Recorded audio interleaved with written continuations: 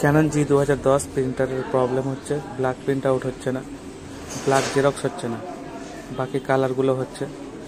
Check করে দেখলাম প্রিন্টারের pipe ফাঁকা রয়েছে। প্রথমত প্রিন্টারের নজল চেক করে নেব, সেট আপ বাটন প্রেস করব, তারপরে ব্ল্যাক বা কালার যে কোনো একটা বাটন প্রেস করলে নজল প্রিন্ট আউট বেরিয়ে যাবে।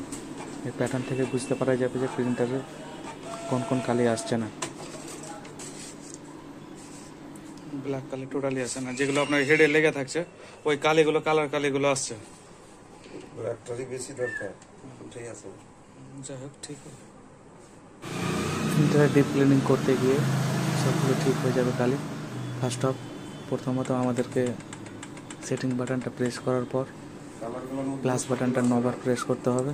আসবে এবার সব ডিসপ্লেতে যখন 10 লেখা উঠবে 10, তখন ব্ল্যাক বাটনটা প্রেস করলে কাজ শুরু হয়ে যাবে ডিপ ক্লিনিং।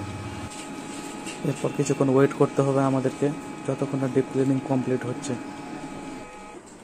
আমার প্রিন্টারে ব্ল্যাক কালি আসছে না, আপনাদের ক্ষেত্রে সেটা আলাদাও হতে পারে, কালার কালি আসছে না এরকমও হতে পারে, কিন্তু প্রসেস সেম, একই রকম প্রসেসে আমাদেরকে ডিপ ক্লিনিং করতে হবে। ডিপ ক্লিনিং করতে গিয়েই কিছুটা কালি অপচয় হয়, বাট আমাদের প্রবলেমগুলো ঠিক হয়ে যায়। কালার কালি আসছে না কিংবা ব্ল্যাক কালি আসছে না, প্রবলেমগুলো ঠিক হয়ে যায়।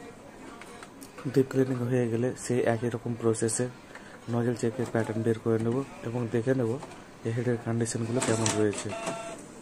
হেডের কন্ডিশন বোঝার জন্য আমাদেরকে অবশ্যই নজল চেক করতে হবে। ওকে, প্রিন্টার ইজ ওকে, সবগুলো ইঙ্ক ভালোভাবে আসছে হেড থেকে।